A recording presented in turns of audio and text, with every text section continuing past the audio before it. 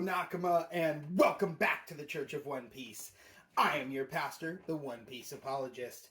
And today's sermon will be covering Chapter 54, Pearl. And as you can see, Little Buggy and the beautiful woman looking for Luffy are clearly getting along. It says they are going to form a pirate alliance, and it seems they have stabbed a knife through Luffy's picture. So maybe she's not so in love with him. Maybe she wants to kill him just like Buggy does. Again, we're going to have to keep reading to find out, but know that this will be relevant. And get excited, so keep tuning in, and we'll keep reading those cover stories. Interesting, you know, Sanji, right, he kicked that mackerel head away and everything, and people are noting, or whatnot, that, Zeph used to be known for his powerful kicks, and now Sanji's apparently a kicker too, and won't fight with his hands. Very interesting, you know, I'm thinking there might be some connection here, right? Zeph is Sanji's dad! And then you see Patty and Carne climbing out of the wreckage of the Mackerelhead one, and they're just like, "Geez, Sanji, what were you doing? Trying to kill us?" You know, and Sanji just is like, "Yes. Yeah, I was. No, yeah. I did want you. I want you dead." Like, and it's very, very funny stuff. And then, you know, Patty and Carne, even after being in that, wreck, they start kicking ass and taking names. They're like, I think one of them's got like a big knife, like a giant knife, and one of them's got like a giant fork, and they start fighting people with them. Yeah, it's pretty cool stuff. So, Patty and Carne, badasses. That's one reason I love Patty so much. Carne is also cool, but for some reason Patty just has always struck me. I think like his whole thing of like, "Oh, what can I get you, Squid Face?" You know, or whatever, where he's like trying to be nice to the customers, but he still calls them Squid Face and things like that. It's always got to me. It's very funny. But even though Patty and Carne are kicking ass and taking names, they once again fall victim to Oda's power hierarchy. And so, you know, he's showing that these two are very strong. They're able to kick a bunch of random Krieg pirates' asses and all that. But then, the 2nd Division Krieg pirate commander shows up. Invincible Pearl, or sometimes I've seen him called Invincible Iron Pearl. But he shows up and immediately just, knocks out Patty and Carne like one hit. So once again, we're seeing just like, okay, these characters are strong, but this character is even stronger. And just a super cool and like, kind of like touching scene, Patty is knocked out on the deck, and some random pirate comes over and tries to start taking his kitchen knife, because he's like, this guy's dead or dying, so he's not going to need any more. This is a really nice knife. I'm going to use this for stabbing people.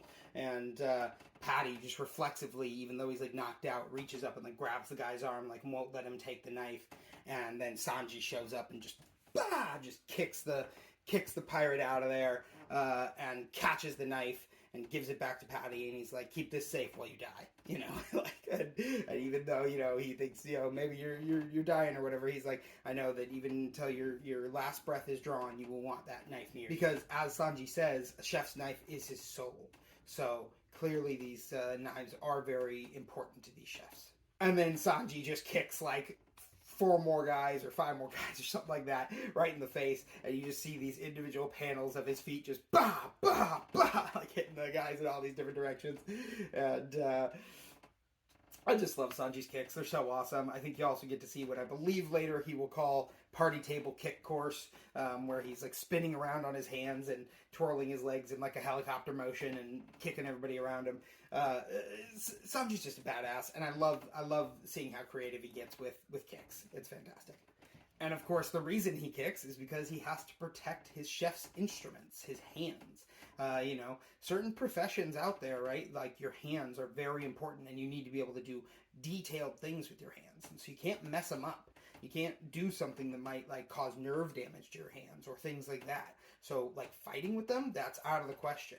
So of course, Sanji, he uses only his legs, and I just think that's so cool. That's one of the things I always love about Sanji. Never fighting with his hands, always being chivalrous to women, and never wasting food are just 3 points that he will not compromise on. And again, that's just something I respect immensely about Sanji, that he has an unwavering spirit. Apparently, Pearl has gone 61 battles without ever bleeding, without ever being made to bleed once.